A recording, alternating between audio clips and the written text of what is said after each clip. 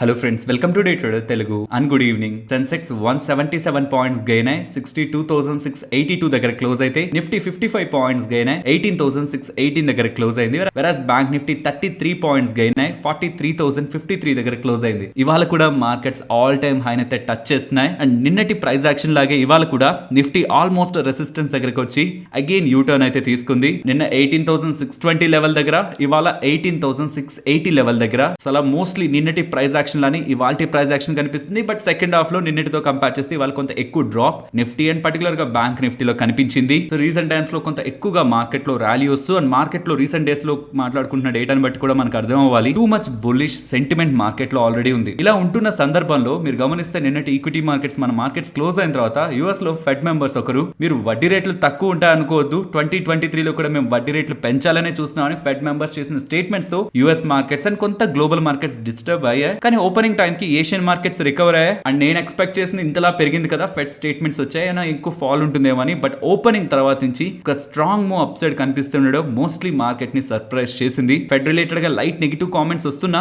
But అలా వచ్చింది ఒక మెంబర్ నుంచి కాబట్టి మార్కెట్ పెద్దగా పట్టించుకోలేదేమో.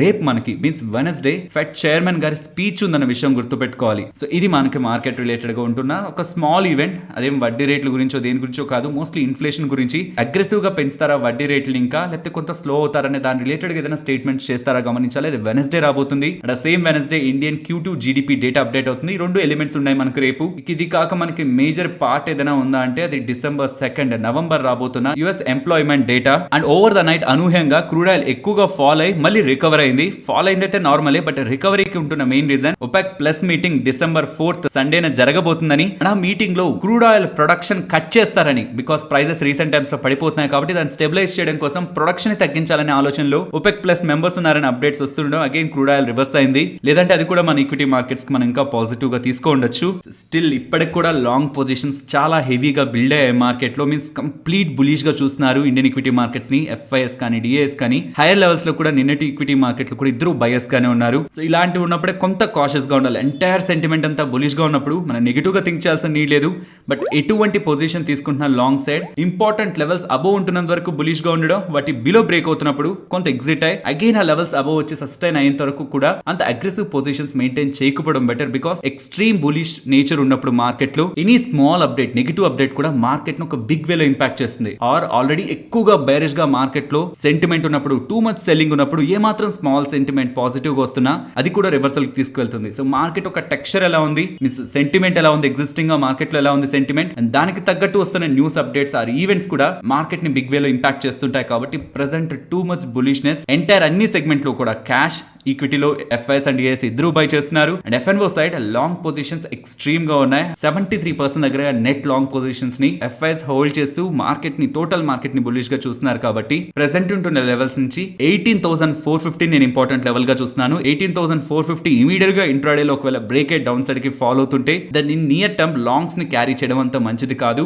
So if in case 18,450 break అయ్యి డౌన్ సైడ్ సస్టైన్ అవుతున్నప్పుడు కొంత అలర్ట్ అవ్వాలి. అగైన్ మార్కెట్ లో బుల్లిష్ మొమెంటం రెజ్యూమ్ అయిందని మనకు అర్థం కావడానికి 18,520 ఇంట్రాడే సెషన్స్ లో అయినా అప్కమింగ్ ట్రేడింగ్ సెషన్స్ లో అయినా అప్ సైడ్ వచ్చి క్లోజ్ అవుతుంటే దాని ఆ స్వింగ్ మనకి కవర్ అయిందని మనం అనుకోవచ్చు. సో ఒకవేళ ఫాలో అవుతున్నప్పుడు 18,450 మార్క్ ని మార్కెట్ బ్రేక్ చేయనంత వరకు కూడా మార్కెట్ రిలేటెడ్ గా మనం బులిష్ వ్యూ ఆ స్టాండ్ ని కంటిన్యూ చేయొచ్చు. ఫ్రెండ్స్, ఇలా వీడియోస్ పరంగా మేము పెడుతున్న ఎఫర్ట్స్ మీకు వాల్యుబుల్ గా అనిపిస్తూ ఉంటే మన వీడియోని తప్పకుండా లైక్ చేయండి. ఫస్ట్ లారస్ ల్యాబ్స్ గురించి మాట్లాడుకోవాలి. స్టాక్ ఇవాళ 9% దగ్గరగా ఫాలో అయింది. సో ఉంటున్న న్యూస్ ఏంటి అండ్ ఉంటున్న ఇంపార్టెంట్ లెవెల్స్ ని కూడా మాట్లాడుకునే ప్రయత్నం చేద్దాం. ఫస్ట్ ఎందుకు ఇంతలా ఫాలో అయింది, ఇవాళ 9:34 అరౌండ్ మీకు లారస్ ల్యాబ్ 6% ఫాలో అవడానికి రీజన్ ఇదనేలా మీకు డేటాను మెన్షన్ చేశాను కదా. అక్కడ మీరు క్లియర్ గా గమనిస్తే కొటాక్ ఇన్స్టిట్యూషనల్ ఈక్విటీ వాళ్ళు లారస్ ల్యాబ్స్ రిలేటెడ్ గా సెల్ కాల్ ఇస్తూ ప్రీవియస్ గా వాళ్ళు ఇచ్చిన టార్గెట్ ఆల్మోస్ట్ 460 అనుకుంటా, అక్కడి నుంచి డౌన్ గ్రేడ్ చేస్తూ 350 రూపీస్ అప్కమింగ్ టైమ్స్ లో స్టాక్ వెళ్తుందనేలా. దీనికి వీళ్ళు మెన్షన్ చేస్తున్న టూ ఇంపార్టెంట్ రీజన్స్. ఒకటి, వీళ్ళ south African ARV business anti retro viral business,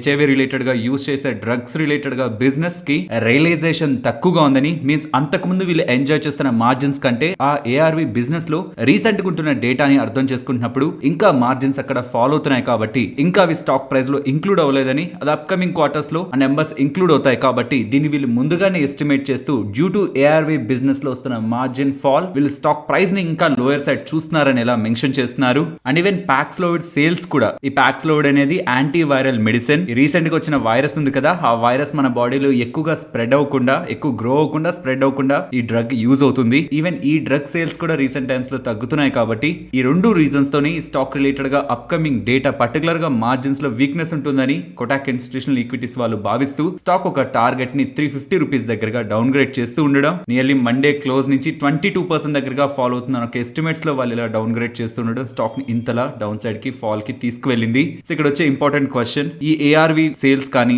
మాట్లాడుతున్న ఇంకొక డ్రగ్ ప్లాక్స్లోవిడ్ సేల్స్ కానీ లారస్ ల్యాబ్స్ రిలేటెడ్ గా మార్కెట్ ఎప్పటి నుంచో గమనిస్తూ వచ్చిందా, లేదు ఏఆర్వి సేల్స్ కొంత వీక్ అవుతాయి అప్కమింగ్ టైమ్స్ లో, ఇక్కడ ఏం పెద్ద గ్రోత్ ఉండదనే మార్కెట్ లో ఆల్రెడీ ఎస్టిమేట్స్ అయితే ఉన్నాయి. బట్ మార్కెట్ ఎక్కువగా ఫోకస్ చేస్తూ వస్తున్నది వీళ్ళ సిడిఎంఓ బిజినెస్ ని. ఆ సెగ్మెంట్ లో ఫర్దర్ గా గ్రోత్ వీళ్ళు తీసుకురాగలుగుతుంటే then definitely market long term లో పాజిటివ్ గానే తీసుకుంటుంది. But in the short term ARV business related గా ఇంత నెగిటివ్ కామెంట్స్ చేశారు కాబట్టి పర్టికులర్ గా మార్జిన్స్ లో బికాస్ వాళ్ళు వాల్యూమ్స్ పెరగచ్చేమో అంటున్నారు, మీన్స్ ఓవరాల్ బిజినెస్ ఎక్కువ ఉండొచ్చేమో, కానీ రీసెంట్ గా ఉంటున్న ఆర్డర్స్ ని బట్టి చూస్తుంటే అక్కడ ఇంకా ప్రైజెస్ ఫాలో అవుతూ, రియలైజేషన్స్ ఫాలో అవుతూ ఇలా మార్జిన్స్ ఇంకా కాంట్రాక్ట్ అయ్యే స్టేట్మెంట్స్ చేస్తున్నారు. కాబట్టి లారస్ ల్యాబ్స్ వాళ్ళు మంచి నెంబర్స్ పోస్ట్ చేస్తూ గైడెన్స్ బాగా ఇస్తున్న టైంలో ఇలాంటి డేటా వచ్చుంటే పెద్ద మార్కెట్ రియాక్ట్ అయ్యేది కాదేమో. కానీ ప్రీవియస్ గా లారస్ ల్యాబ్స్ వాళ్ళు ఇచ్చిన గైడెన్స్ లో కూడా లారస్ ల్యాబ్స్ వాళ్ళు చేంజ్ చేస్తూ మేము 90% ప్రీవియస్ గా అనుకున్న $1 billion mark by FY23 revenue mark అనుకున్నారు కదా, అందులో 90% మీట్ అవ్వగలవని లారస్ ల్యాబ్స్ వాళ్ళు ఇచ్చిన గైడెన్స్ ని తగ్గించుకోవడం, ఇలాంటి వీక్ ఎన్విరాన్మెంట్ లో ఇంకా ఫర్దర్ గా మార్జిన్స్ ఇంపాక్ట్ అవుతాయి, నెంబర్స్ ఇంపాక్ట్ అవుతాయని ఇలాంటి టోన్ తో ఈ రిపోర్ట్ వస్తూ ఉండేసరికి స్టాక్ కి వాళ్ళు ఇంతలా ఫాల్ అయింది.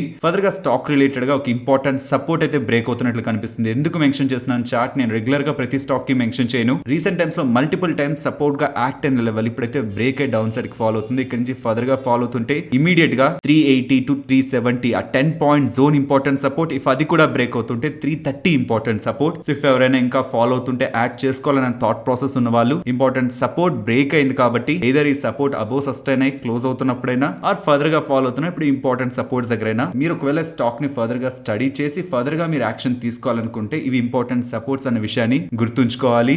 నెక్స్ట్ ట్విట్టర్ అలాగే యాపిల్ గురించి మాట్లాడుకోవాలి. మీరు ఎలాన్ మస్క్ ఒక ట్విట్టర్ ప్లాట్ఫామ్ లోకి వెళ్ళి గమనించారంటే యాపిల్ వాళ్ళు ట్విట్టర్ ని బ్యాన్ చేయాలనుకుంటున్నారు, వాళ్ళ ఎంటైర్ యాప్ స్టోర్ నుంచి తొలగించాలనుకుంటున్నారు. అండ్ ఈవెన్ ట్విట్టర్ ని ఫైనాన్షియల్ గా టార్గెట్ చేస్తూ ప్రీవియస్ గా యాపిల్ వాళ్ళు చేస్తున్న ఎంటైర్ స్పెండింగ్, అడ్వర్టైజ్మెంట్ స్పెండింగ్ అంతా ట్విట్టర్ లో చేస్తున్నది ఒకప్పుడు చేస్తున్నది మొత్తం ఆపేశారని, అండ్ ఈవెన్ ట్విట్టర్ ని యాప్ స్టోర్ నుంచి కూడా తొలగిస్తారని ఇలా వీళ్ళని భయపెడుతున్నారు, థ్రెటన్ చేస్తున్నారని ఇలా ఎలాన్ మస్క్ గారు చెప్తూ యాపిల్ వాళ్ళు ఫ్రీ స్పీచ్ కి అగేనెస్ట్ అని క్వశ్చన్ మార్క్ చేస్తున్నారు. బికాస్ ఎలాన్ మస్క్ గారు ట్విట్టర్ ని కొన్న తర్వాత చాలా వరకు అకౌంట్స్ బ్యాన్ అయిపోయిన అకౌంట్స్ అన్నిటిని వెనక్కి తీసుకురావడానికి ప్రయత్నించారు. అందులో చాలా వరకు కాంట్రవర్సీని క్రియేట్ చేసింది ఒకప్పటి యుఎస్ ప్రెసిడెంట్ డొనాల్డ్ ట్రంప్ గారి అకౌంట్ ని వెనక్కి తీసుకురావడం. ఇలాంటి చర్యలు తీసుకుని అందరికీ ఈక్వల్ గా ఫ్రీ స్పీచ్ ఉండాలి, ఎవరైనా వాళ్ళ భావాలను వ్యక్తం చేసుకోగలగడానికి ట్విట్టర్ ఒక వేదిక అవ్వాలని మేము ప్రయత్నిస్తుంటే దానికి అగేనెస్ట్ గా యాపిల్ వాళ్ళు ఉన్నారని, అండ్ దీని రిలేటెడ్ గా ఇంకా నిజాల్ని అప్కమింగ్ టైమ్స్ లో ట్విట్టర్ ప్లాట్ఫామ్ లో బయట పెడతామని చెప్తూ ఇది అందరికీ తెలిసిందే. బట్ ఇంకొకసారి పాయింట్ అవుట్ చేస్తున్నారు, మొత్తం పబ్లిక్ కి తెలియాలనేలా యాపిల్ యాప్ స్టోర్ లో మీరు ఏం కొన్నా 30% సీక్రెట్ ట్యాక్స్ యాపిల్ వాళ్ళు విధిస్తుంటారు. ఈ విషయం మీకు తెలుసా అని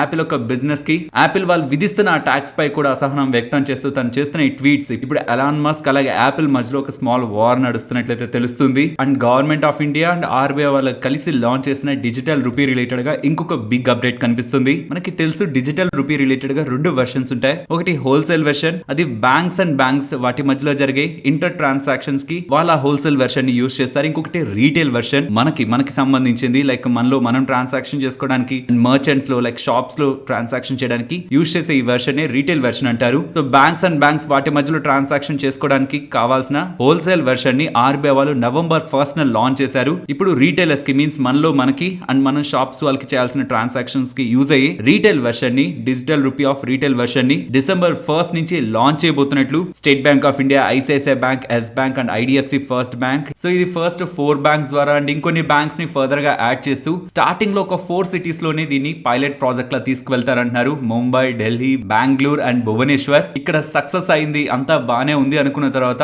అహ్మదాబాద్, హైదరాబాద్, ఇండోర్, కొచ్చి, లక్నో, పాట్నా ఇలా ఇతర సిటీస్ లో కూడా విస్తరిస్తూ over the India digital rupee retail version ని అమల్లోకి తీసుకురావాలనే ఆలోచనలో ఆర్బీఐ వాళ్ళు ఉంటున్నట్లు అప్డేట్ చేస్తున్నారు. అండ్ ఈ డినామినేషన్స్ కూడా మనం యూజ్ చేసే కరెన్సీకి డినామినేషన్స్ ఉన్నాయి. లైక్ మనం రెగ్యులర్ గా యూజ్ చేసే క్యాష్ ఏ డినామినేషన్స్ లో యూజ్ చేస్తుంటామో అదే డినామినేషన్స్ తో డిజిటల్ రూపీ ఉంటుందని, ఇది పర్సన్ టు పర్సన్ మధ్యలో పర్సన్ కి, షాప్ కీపర్స్ కి ఇలా పంపించుకుంటూ ఉండొచ్చని మొత్తం డేటాతో ఉన్న పీడిఎఫ్ మనకి ఇవాళ అప్డేట్ అయ్యింది. అండ్ ఎంటైర్ లింక్ ని కూడా మీకు కామెంట్ సెక్షన్ లో ఇస్తున్నాను. ఆల్మోస్ట్ డీటెయిల్స్ అయితే అప్డేట్ అయ్యాయి. ఇంకేదైనా ఫైనల్ డీటెయిల్స్ మొత్తం కంప్లీట్ గా డేటా మనకు వచ్చిన తర్వాత ఈ టాపిక్ పై డెడికేటెడ్ వీడియోను కూడా ఛానల్ లోకి తీసుకురావాలనుకుంటున్నాను. అనుకుంటున్నాం. బట్ ఈ లోపు అయితే నేను మీకు ఈ డీటెయిల్స్ ఉంటున్న ఇంపార్టెంట్ లింక్ ని మీకు డిస్క్రిప్షన్ లో ఇస్తాను, మీ ఫ్రీ టైమ్ లో గమనించండి. నెక్స్ట్ గోల్డియం ఇంటర్నేషనల్ గురించి మాట్లాడుకోవాలి. ఇవాళ 256 around nearly 3 around Goldiam international వాళ్ళ ఎక్స్చేంజెస్ కి ఒక అప్డేట్ చేశారు. ఎక్స్చేంజ్ కాపీని మీరు గమనిస్తే రీసెంట్ గా బ్లాక్ ఫ్రైడే వీక్ లో యుఎస్ లో వీళ్ళకి చాలా మంచి సేల్స్ నమోదయ్యాయని, రికార్డ్ స్థాయిలో సేల్స్ నమోదయ్యాయని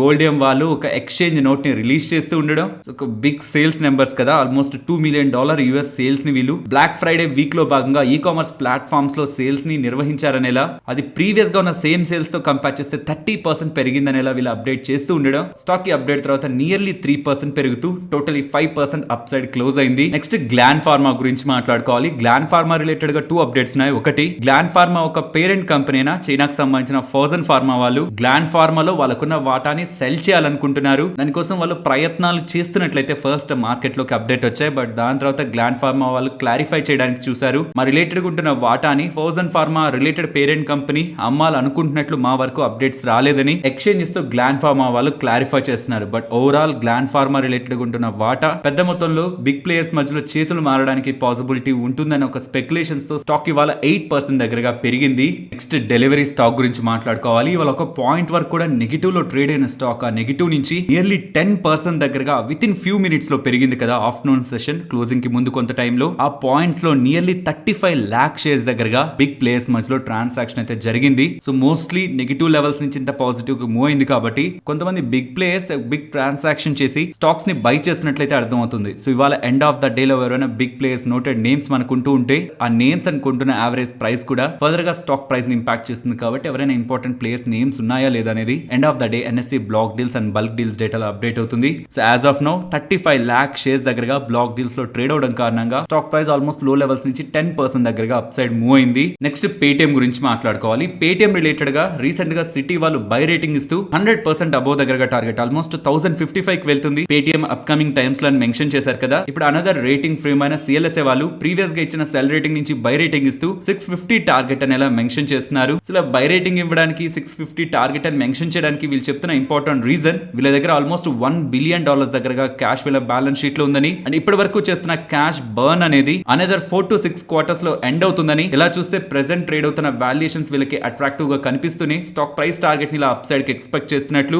అండ్ ఓన్లీ రిస్క్ ఏదైనా ఉంది పేటిఎం కంటే అది pre IPO investors upcoming times లో వాళ్ళ వాటాని సెల్ చేసుకోవడమే అని. అది కాక బిగ్ రిస్క్ ఇక్కడ నుంచి ఉన్న ప్రైస్ కి ఇక్కడ నుంచి ఉంటున్న వాల్యుయేషన్స్ కి పేటిఎం కి పెద్దగా లేదని ఒక స్టేట్మెంట్. ఇదే స్టేట్మెంట్ నే సిటీ వాళ్ళు కూడా ఇచ్చారు. ప్రీ ఐపీఓ ఇన్వెస్టర్స్ ఒక సెల్ ఆఫ్ తప్పితే, బికాస్ అది ఎవరు కూడా ఎస్టిమేట్ చేయలేరు ఏ టైంలో ఏ బిగ్ ఇన్వెస్టర్ వచ్చి సెల్ చేస్తారని. ఒక్క అన్సర్టనిటీ తప్పితే ప్రెసెంట్ ట్రేడ్ అవుతున్న వాల్యుయేషన్స్ నుంచి డౌన్ సైడ్ రిస్క్ లిమిటెడ్ గా ఉంది పేటిఎం కానీ ఒక స్టేట్మెంట్స్ సిఎల్ఎస్ఏ వాళ్ళ దగ్గర నుంచి కూడా పేటిఎం రిలేటెడ్ గా కనిపిస్తున్నాయి. నెక్స్ట్ ఎన్డీటీవీ గురించి మాట్లాడుకోవాలి. ఇప్పటి వరకు ఉంటున్న అన్సర్టనిటీ లైక్ ప్రమోటర్స్ అదాని వాళ్ళకి అగేనెస్ట్ గా బిహేవ్ చేస్తూ వచ్చారు కదా. కానీ వీళ్ళ ప్రమోటర్ అయిన ఆర్ఆర్పిఆర్ వాళ్ళు వాళ్ళ దగ్గర ఉంటున్న ఎంటైర్ ఈక్విటీలో 99.5% ఈక్విటీ అదాని వాళ్ళకి ఇవ్వడానికి ఒప్పుకుంటున్నట్లు మనకి డేటా అయితే కనిపిస్తుంది. అండ్ ఆల్రెడీ అదాని వాళ్ళ ఓపెన్ ఆఫర్ అయితే నడుస్తూ ఉంది కదా. నవంబర్ 22 నుంచి డిసెంబర్ 5 వరకు వీళ్ళ ఓపెన్ ఆఫర్ రన్ అవుతుంది కదా. ఆల్మోస్ట్ 1.67 crore షేర్స్ ని 294 రూపీస్ యావరేజ్ ప్రైస్ లో కొంటామనేలా అదాని వాళ్ళు ముందుకొచ్చి ఓపెన్ ఆఫర్ అయితే ప్రకటించారు కదా. అలా కావాలనుకుంటున్న 1.67 crore షేర్స్ లో 1,67,00,000 షేర్స్ లో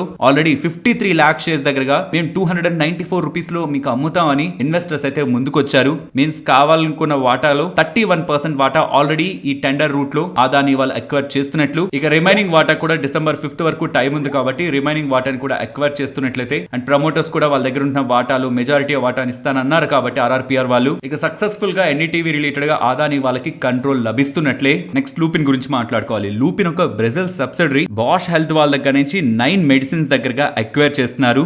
బాష్ అంటున్నానంటే మన స్టాక్ మార్కెట్ లో లిస్ట్ అయి కనిపించే ఆ బాష్ కాదు, BAUSCH. ఇదొక pharmaceutical related company. So Bausch health వాళ్ళ దగ్గర నుంచి 9 మెడిసిన్స్ దగ్గరగా వీళ్ళ బ్రెజిల్ ఆర్మ్ అక్వైర్ చేస్తూ ఉందని చెప్పడం. అండ్ దీనికి అడిషన్ గా యాంటిక్ వాళ్ళు కూడా లూపిన్ రిలేటెడ్ గా బై రేటింగ్ ఇస్తూ టార్గెట్ 850 అని మెన్షన్ చేస్తూ వీళ్ళు యుఎస్ లో లాంచ్ చేయబోతున్న స్పిరివా జెనరిక్ అండ్ క్యాన్సర్ రిలేటెడ్ గా బయోసిమిలర్ డ్రగ్స్ కి ఉంటున్న అప్కమింగ్ టైమ్స్ లో మార్కెట్ ని ఎస్టిమేట్ చేస్తూ ఇక నుంచి డౌన్ సైడ్ రిస్క్ తక్కువ ఉందని, అండ్ అప్కమింగ్ టైమ్స్ లో స్పిరివా జెనరిక్ బెటర్ గా పర్ఫార్మ్ చేస్తే ప్రెసెంట్ 10% దగ్గరగా ఉంటున్న వీళ్ళ మార్జిన్ 17-18% వరకు ఇంప్రూవ్ అవడానికి పాసిబిలిటీ ఉంటుందని, స్పిరివా జెనరిక్ కారణంగా వీళ్ళ మార్జిన్స్ ఇంకా మెరుగుపడతాయని వాళ్ళు భావిస్తున్నట్లయితే బై రేటింగ్ ఇస్తూ ఉండడం స్టాక్ ని వాళ్ళు ఇలా మూవ్ చేస్తుంది. ఇప్పుడైతే యాంటిక్ వాళ్ళు బై రేటింగ్ ఇచ్చి 850 అంటున్నారు. దీనికి కొంత టైం ఉంది, almost November 23 I think city వాళ్ళు కూడా బై రేటింగ్ ఇస్తూ 840 టార్గెట్ సిమిలర్ టార్గెట్ ని ఇచ్చారు. అప్పుడు కూడా స్టాక్ ఇలా అలానే మూవ్ అయింది. నెక్స్ట్ ఆమీ ఆర్గానిక్స్ గురించి మాట్లాడుకోవాలి. ఆమీ ఆర్గానిక్స్ వాళ్ళు ప్రీవియస్ గా మార్కెట్ లో చేసిన అప్డేట్ ఏంటి, ఫెర్మియాన్ కంపెనీ వాళ్ళతో multi year and multi million euro deal ని వీళ్ళు కుదుర్చుకున్నారని కదా, మీన్స్ ఒక పెద్ద డీల్ ని మేము కుదుర్చుకున్నామని అప్డేట్ చేశారు కదా. అప్పుడు కూడా స్టాక్ ఇంతలా రియాక్ట్ అవ్వలేదు.